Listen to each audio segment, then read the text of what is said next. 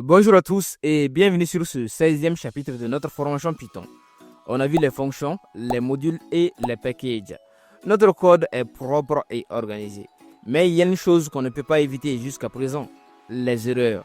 Par exemple, l'utilisateur va taper du texte au lieu d'un nombre, le fichier qu'on cherche n'existe pas ou on va diviser par 0 sans s'en rendre compte. Le code professionnel ne doit jamais cracher. Il doit anticiper les erreurs et les gérer élégamment. C'est le rôle de la gestion des erreurs avec le bloc try except. On va voir comment intercepter les erreurs, les différents types d'exceptions et on va rendre notre programme d'IMC robuste. Donc, ouvrez Visual Studio Code et commençons tout de suite.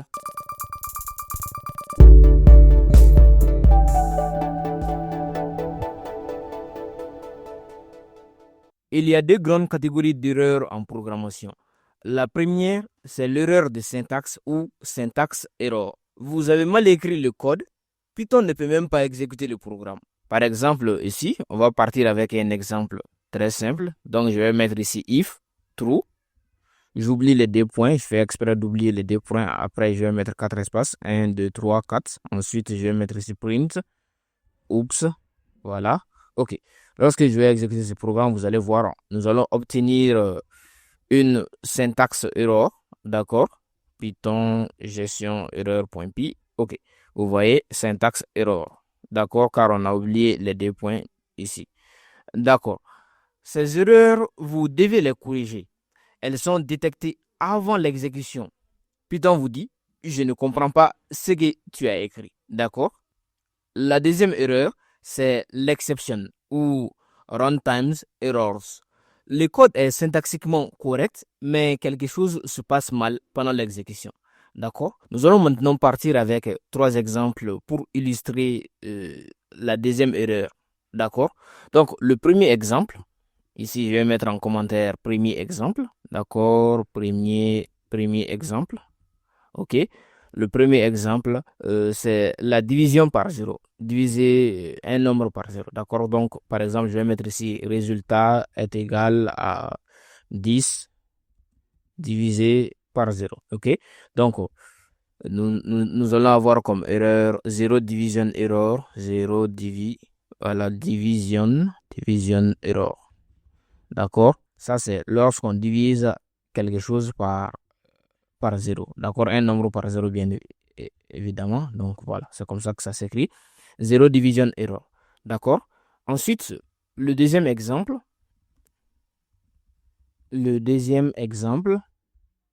Voilà, le deuxième exemple ici. Donc, comme deuxième exemple, nous avons accédé à un index qui n'existe pas. Par exemple, dans une liste. D'accord? Donc, je vais mettre ici liste est égale à 1, 2, 3, voilà, 1, 2, 3, d'accord?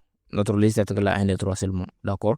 Ensuite, on va faire print liste, on va accéder plutôt à l'index 10. Or, ici, l'index 10, ça n'existe pas. Ici, l'index, ça s'arrête à 2, 0, 1, 2. Donc, on va afficher ici. Donc, ça va nous ressortir une exception index error. D'accord? Ici, ça, c'est 0 division error et ici, c'est index error.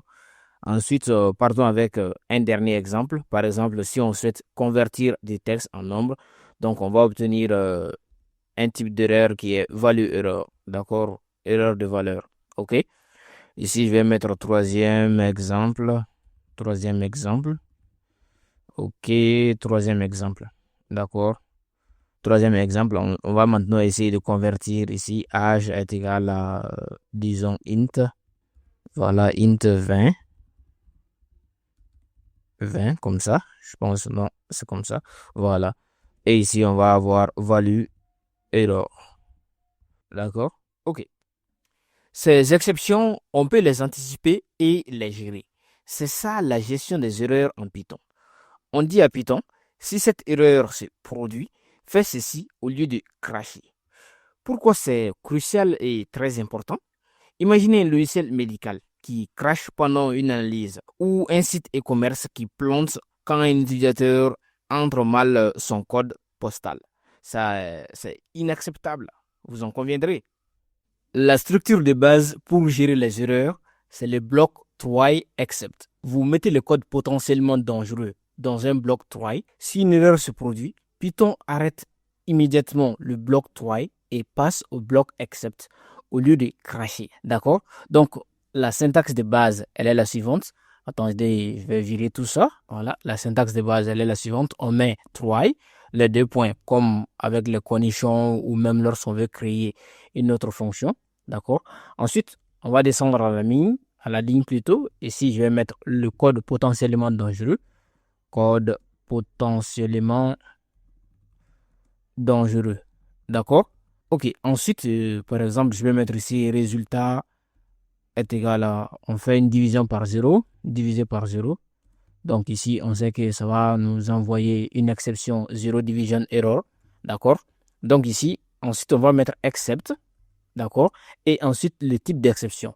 Donc 0 division error. D'accord? Donc ici, on s'attend à obtenir une erreur de type division par 0. D'accord?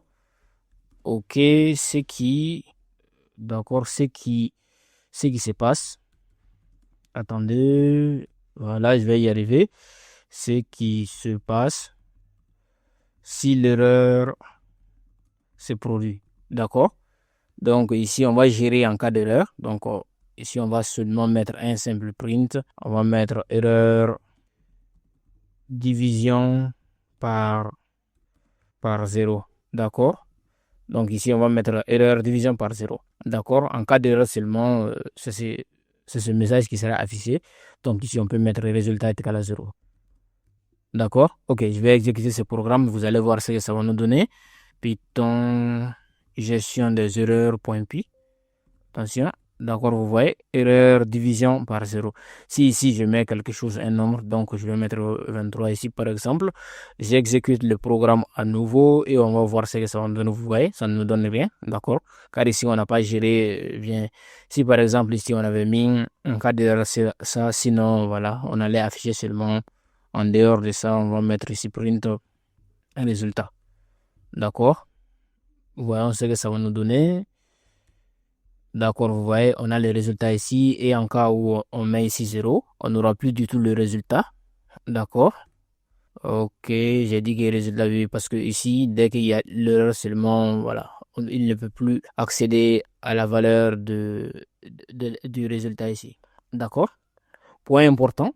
Après le bloc except ici, juste ici, d'accord, le programme continue normalement.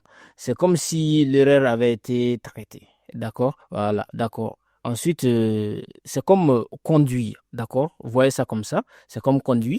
Le try, c'est conduire normalement. L'except, c'est le filet de sécurité. Si vous perdez le contrôle, vous reprenez la route au lieu de vous crasher. Il est très important d'intercepter l'erreur la plus spécifique possible. Vous me direz pourquoi? Tout simplement parce que chaque erreur nécessite une réponse différente. D'accord? Donc ici maintenant, nous allons voir un ensemble des exceptions courantes en Python. En premier lieu, nous avons value error pour les valeurs incorrectes. Par exemple, convertir un texte en nombre. Ensuite, nous avons zero division error pour les divisions accidentelles ou volontaires par 0. D'accord? Ensuite, on a type error, par exemple au cours d'une opération sur un type incompatible. Après, on a index error pour les index hors limite. D'accord? Par exemple, si on essaie d'accéder à l'index 10 d'un élément qui n'existe pas. D'accord? Après, on a key error, le même principe. Une clé inexistante plutôt dans un dictionnaire. Après, on a file not found error pour les fichiers introuvables.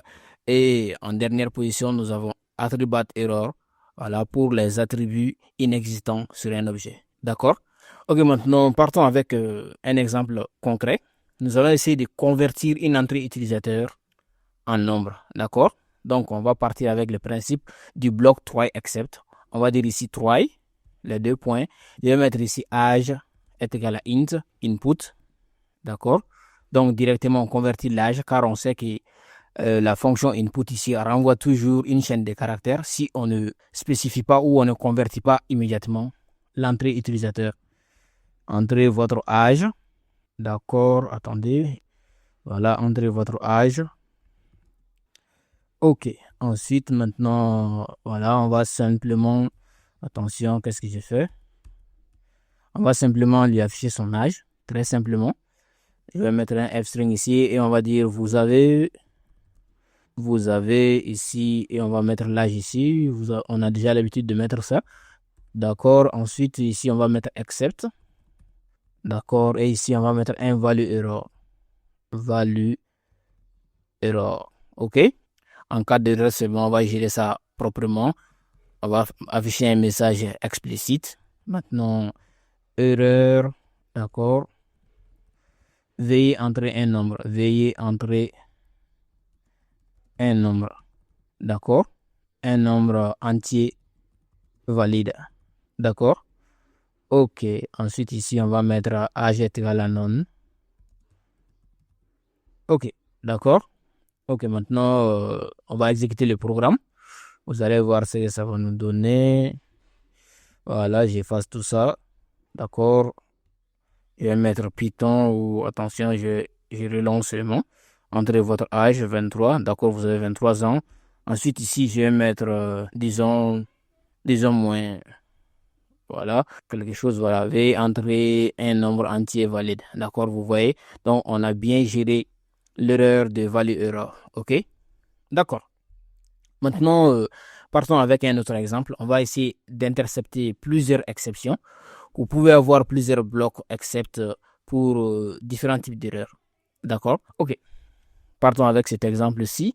Je vais dire ici, attendez, OK, je vais nettoyer tout ça. D'accord? Donc, je partirai avec un autre exemple, try.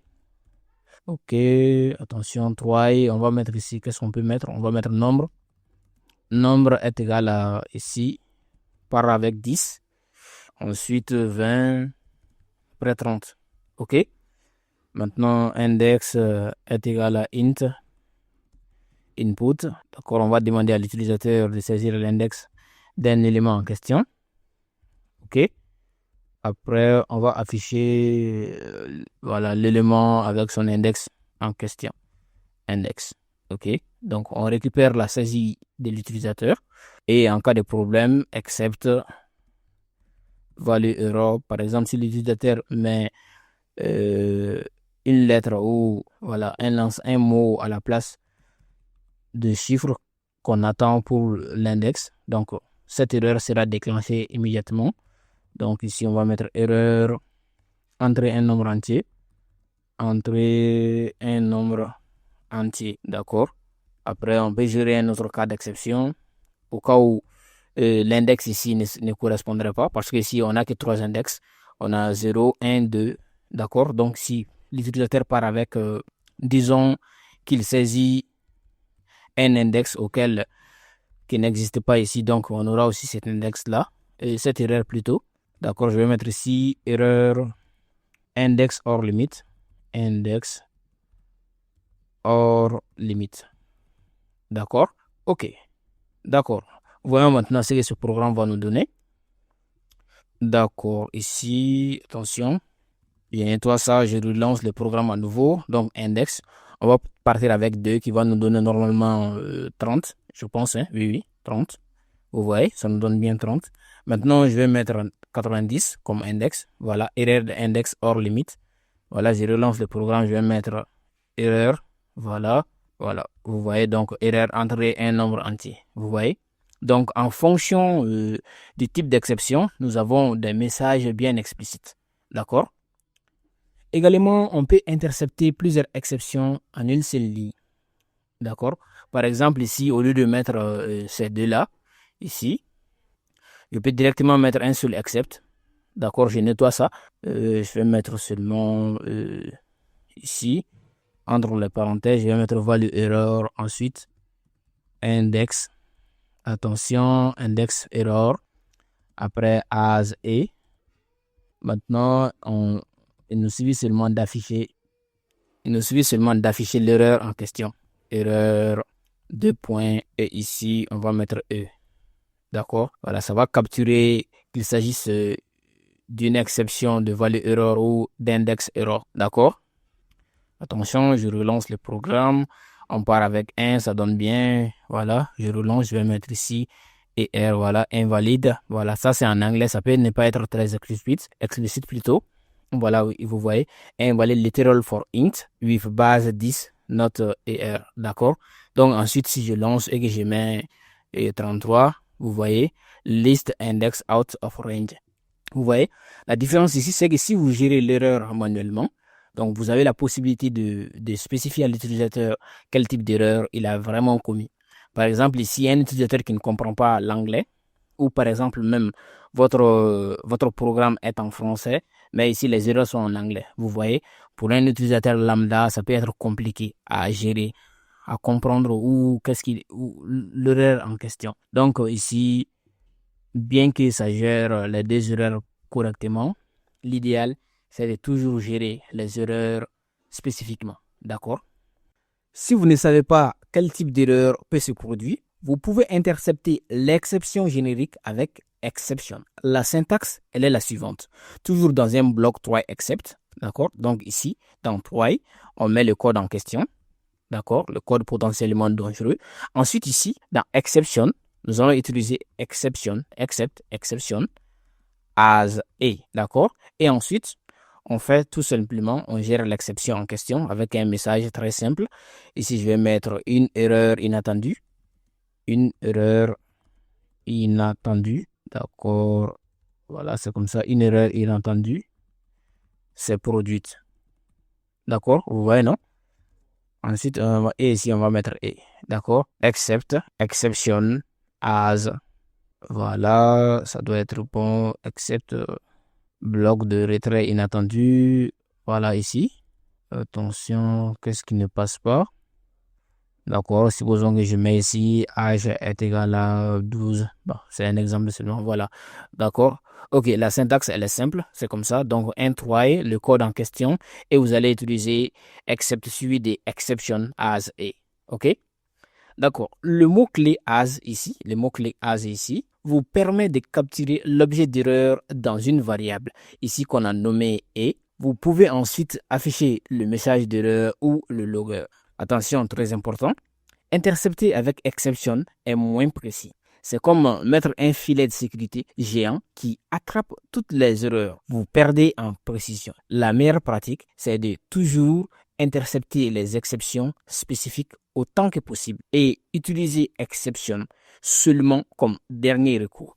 Également, la technique à ne jamais utiliser, c'est de faire except. D'accord? Par exemple, je mets ici except et je mets seulement pass.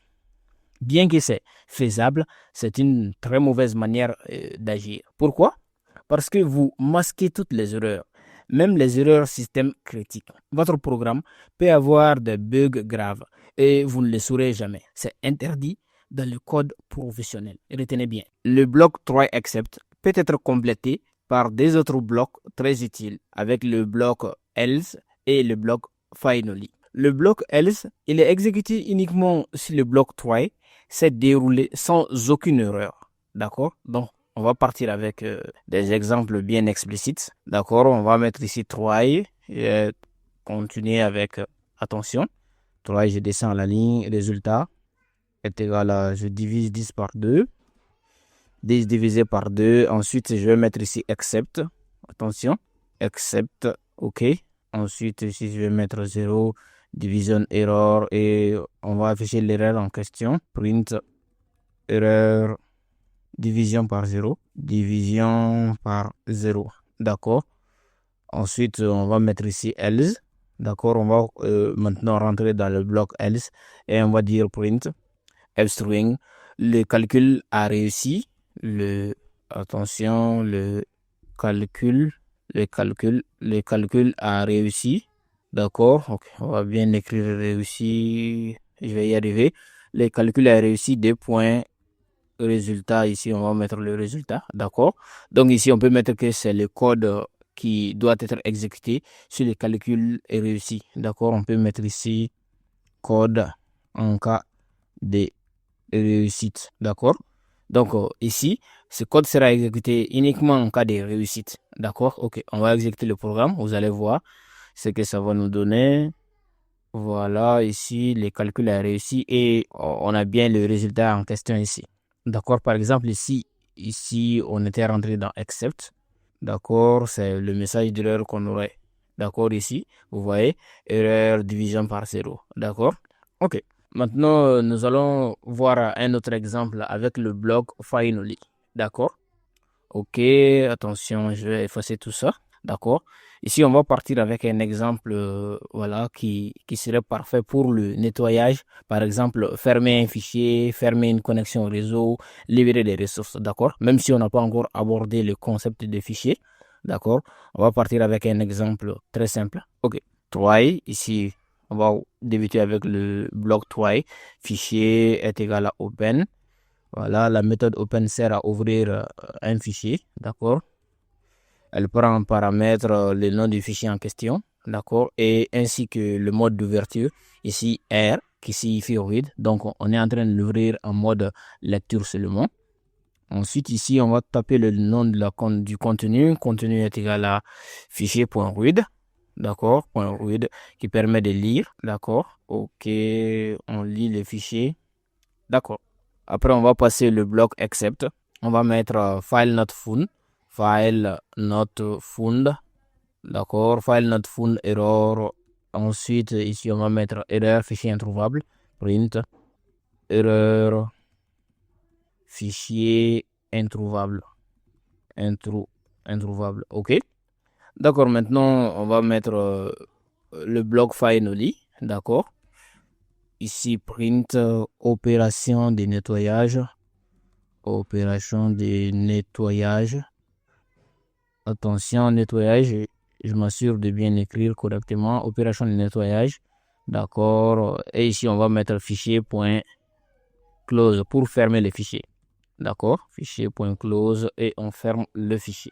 D'accord. Vous voyez, c'est un code vraiment très simple ici. Et retenez que le bloc finally s'exécute peu importe que le bloc try existe ou non. Ici, finally sera exécuté. D'accord? Comme ici, vous pouvez le voir ici, on est en train de lire un fichier données.txt qui n'existe pas. Vous allez voir ici, même si cette erreur s'exécute, le bloc finally sera exécuté également. D'accord? Ok, je nettoie tout ça, je relance le programme. Voilà, erreur de fichier introuvable. Ensuite, opération de nettoyage, vous voyez. Et après, on a toutes ces erreurs-là. D'accord, qu'on est en train d'utiliser un fichier donc qui n'existe même pas. Fichier, voilà, is not defined. Attendez, voilà, oui, ici. Fichier is not defined. Fichier est égal à open. D'accord, vous voyez. Donc, on a bien les deux messages ici, fichier introuvable, opération de nettoyage. Peu importe le résultat du code, le bloc finally, comme ça signifie en français finalement, sera exécuté. Peu importe que le try fonctionne ou pas. D'accord, contrairement au bloc else qui n'est exécuté que si le bloc try fonctionne. D'accord. Donc maintenant, on peut partir avec une structure complète pour bien gérer une exception, d'accord? La structure complète pour gérer une exception de manière vraiment très propre est la suivante. Donc, je nettoie tout ça. D'abord, on a le bloc try, d'accord? Et à l'intérieur du bloc try, vous allez mettre ici le code potentiellement dangereux. Donc, si vous soupçonnez un code qui est potentiellement dangereux, vous le mettez ici, d'accord? Ensuite, il y a except. Dans le bloc except, vous allez gérer les différents types d'erreurs. D'accord, ici, on va mettre ici type error. Bon, on va mettre ici tout en français comme c'est pour expliquer seulement. Donc ici, type de l'erreur. D'accord. Et ensuite, ici, vous allez mettre la gestion en question. Donc, comment est-ce que vous allez le gérer? Est-ce qu'en cas d'erreur, vous allez renvoyer une fonction qui va relancer le programme ou simplement un message d'erreur, tout simple. D'accord. Gestion d'erreur spécifique en fonction du type d'erreur, bien évidemment. Spécifique, d'accord. Et après, on a else, le bloc else, qui est exécuté si tout se passe bien. Si tout se passe bien, d'accord. Et ensuite, on a finally, qui est exécuté, peu importe, voilà, peu importe, toujours, il sera toujours exécuté. Toujours exécuté, d'accord. Voilà. Donc, en quelque sorte, c'est le nettoyage. D'accord? Ok. D'accord, vous voyez, ça, c'est la structure complète pour bien gérer les erreurs en Python. Il est possible de créer vos propres erreurs avec le mot-clé WHISE. Imaginez que vous créez une fonction qui valide une note entre 0 et 20. Si l'utilisateur passe 25, ce n'est pas une erreur Python, c'est un nombre bien valide, mais c'est une erreur logique pour votre application. Vous voulez lever une exception. D'accord? Donc ici, la syntaxe, on va partir avec un exemple très simple. Je vais mettre ici def, valider, d'accord, on va mettre ici valider note. Ensuite, on va mettre, voilà, en paramètre la note en question. D'accord? Ensuite, ici, on va dire if note, attention, if note, si la note, elle est inférieure, attention, si la note, elle est inférieure à 0 ou la note, elle est supérieure à 20. D'accord? Donc ici, on va lever une exception, rise value error. Voilà ici, rise value error. D'accord? Et à l'intérieur de value error, nous allons utiliser un string. On va mettre ici note invalide. Note invalide. D'accord? Car ici, nous voulons des notes qui se trouvent, qui soient supérieures ou égales à 0 et inférieures ou égales à 20. Attention, ici, j'ai pas mis 20. D'accord? Donc, voilà. Ensuite, on va renvoyer la note que l'utilisateur a saisie. D'accord? OK. D'accord.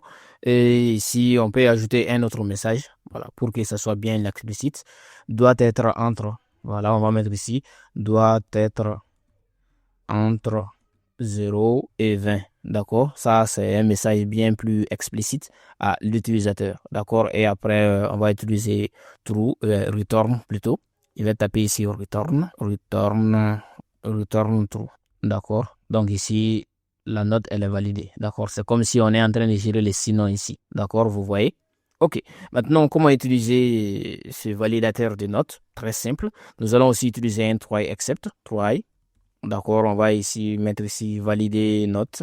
Ça va prendre un argument 25. Bon, 35, 25. Donc, on va partir avec 25. D'accord? Et je vais mettre ici except value error, d'accord, except value error, et ensuite on va mettre print value error as. Voilà, on va passer avec ça, value error as, et ici je vais mettre print n string error, d'accord, et on passe l'erreur en question. D'accord? OK. D'accord, ici normalement on doit avoir une erreur. Bon, je vais exécuter le programme. Vous allez voir ce que ça va nous donner. D'accord, vous voyez erreur, note invalide, 25. D'accord, doit être entre 0 et 20. Vous voyez, non? Donc ici, directement, on a l'erreur qu'on a bien définie ici grâce au mot-clé rise. OK, donc c'est fonctionnel. Point important, dans les librairies professionnelles, on crée souvent des exceptions personnalisées, des classes d'erreurs pour des cas spécifiques. On les verra dans le module où on abordera la programmation orientée objet en Python. Maintenant, dans ce projet, on va reprendre notre programme d'IMC du chapitre 3 et le rendre indestructible. D'accord? Donc, pour rappel, je vais directement copier ou plutôt coller le code initial ici qui est fragile. D'accord? Je vais le coller ici directement. D'accord? Vous voyez, non? Voilà, c'est notre code du chapitre 3, donc les opérateurs. OK. Ici, par exemple, qu'est-ce qui se passerait-il si l'utilisateur tape 60? D'accord? Ici, je nettoie ça. Je relance le programme. D'accord? Donc, pour rappel, on aurait pu mettre ici ce projet ici dans un autre fichier projet IMC robuste. D'accord? Donc, faites-le, voilà, ça serait bien plus propre, mais pour l'exemple, je pense que c'est pas la peine. Comme c'est un code qu'on a vu plusieurs fois. D'accord? Donc ici, qu'est-ce qui se passerait-il si l'utilisateur tape 60? D'accord? Comme ça, en toutes lettres. Voilà, vous voyez, on a ici value error could not convert string to float. OK? D'accord. Dans ce genre de choses, il y a d'abord un premier problème, l'entrée invalide. L'utilisateur peut taper du texte, voilà ce qu'on vient de faire tout de suite, au lieu d'un nombre. Ça va cracher avec un value error. D'accord? Donc, la solution maintenant, d'accord, on va voir la solution tout de suite. Ici, tout de suite, on va voir la solution. Je vais descendre ici. On va descendre en bas. On va créer notre programme d'IMC bien plus robuste. Donc, on va les mettre d'abord, on va capturer les erreurs éventuelles dans un bloc, disons dans un bloc 3 et les gérer dans except. D'accord? Donc ici, je ne vais pas m'embêter, je vais prendre les deux codes ici qui sont les entrées utilisateurs qui sont potentiellement dangereux comme on l'a vu. D'accord? Je les mets ici. D'accord, je fais attention, je mets ça ici. Attendez, je vais même mettre ici en haut, pour que ça soit bien plus explicite, je vais mettre ici projet. Attention, d'accord, ici, je peux mettre ici, disons, voilà, projet IMC robuste. D'accord, robuste. Voilà, c'est bien plus propre maintenant. Voilà, uniformité, je copie ça ici et je colle ça ici. D'accord, uniformité, projet IMC robuste. D'accord, ok, maintenant on va continuer. Ici, vous voyez, non? Donc, on va mettre ici le code potentiellement dangereux. D'accord, donc ici, je mets ici, attention, je pourrais même mettre ici, directement. Je peux le mettre ici aussi. D'accord, l'IMC est égal à, oh, attention, c'est pas la peine, d'accord. Donc, je laisse ça ici. Ok, on va poursuivre. Je vous disais que la solution, dans notre cas ici, c'est de gérer l'erreur de value error, d'accord. Donc ici, on va mettre notre code potentiellement dangereux ici, et dans un except, on va mettre except value, value error ici, et on va mettre print erreur v entrée des nombres valides, d'accord. Attention, je vais mettre ici OK. Donc, print, attention, print, erreur, V entrée des nombres valides. OK. V entrée des nombres valides. Donc, on vient de gérer value error. OK. Donc, ensuite, voilà, on va utiliser exit pour quitter le programme immédiatement. D'accord. Ici, sachez que la fonction exit permet de quitter, voilà, on quitte le programme. Donc, je vais le mettre en commentaire ici. Attention, en commentaire, voilà, on quitte le programme. D'accord. Vous voyez, non? OK. Ensuite, même si c'est pas encore terminé, mais vous allez le voir tout de suite, c'est pas terminé. Le deuxième problème qu'on peut rencontrer, c'est la division par zéro. Par exemple, si l'utilisateur entre 0 pour la taille, voilà, donc on va avoir une zéro division error, d'accord? Donc, pour ce faire, on va ajouter une autre exception ici en bas. Donc, comme je vous avais dit, de gérer les exceptions le plus spécifiquement possible. Donc, ici, on va mettre 0 division error. D'accord, c'est pas si j'ai bien écrit, except 0 division error. Voilà, ici c'est comme ça, 0 division error. OK. Ensuite, ici, on va mettre un autre message, print error. D'accord, la taille ne peut pas être 0. La taille ne peut pas être 0. D'accord. Donc ici, on a clairement indiqué à l'utilisateur que la taille ne peut pas être 0. Et après, on quitte le programme avec la fonction exit. OK? D'accord. Ensuite, autre problème qu'on peut avoir, c'est les valeurs négatives. Par exemple, si l'utilisateur saisit moins 70 kg, Python ne va pas cracher, mais c'est illogique, vous en conviendrez. Donc, on va gérer ça aussi de manière vraiment très propre. OK? Donc ici, au lieu de les gérer dans des exceptions, comme je vous l'ai dit, ce ne sont pas des erreurs à proprement parler. Donc, ce ne sont pas des erreurs. Donc, on va les gérer dans des blocs else. D'accord? Comme ce ne sont pas des erreurs proprement parlées, on va dire ici if poids, si le poids, bien évidemment, si le poids est inférieur ou égal à 0, donc on va gérer ça comme ça. D'accord? Or, la taille, bien évidemment, est inférieure ou égal à 0. Donc ici, ce sont les valeurs négatives. Ici, on va dire print, erreur, le poids et la taille doivent être positifs. D'accord? Print, attention, je vais utiliser les doubles cotes. Erreur, le poids et la taille doivent être, attention, je nettoie ces différents erreurs-là, c'est pas pourquoi ils apparaissent comme ça. Positif, d'accord? Donc, on a bien géré ça. OK. Ensuite, ici, on va aussi utiliser exit de nouveau pour quitter le programme. OK.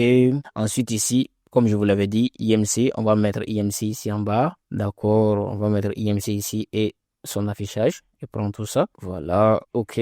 Je vais descendre en bas de notre programme ici. Si tout ça c'est bon, voilà. On va mettre tout ça ici. D'accord, vous voyez, non? D'accord. Ici, on peut aussi poursuivre avec d'autres vérifications. D'accord, pour rendre notre programme vraiment très robuste. D'accord. Ici, par exemple, ici, je peux mettre ici quoi mettre. Voilà, les interprétations. D'accord, on peut partir avec les interprétations ici.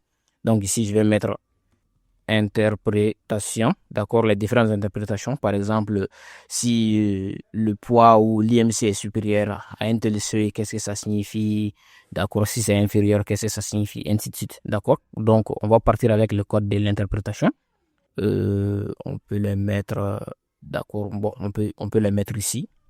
D'accord. Donc, comme ce bloc-là s'exécute, si tout se passe bien, donc on va le mettre ici, il n'y a pas de problème.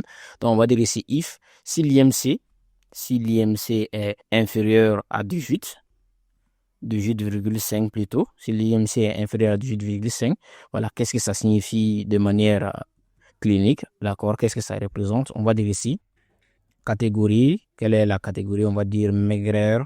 D'accord, ok.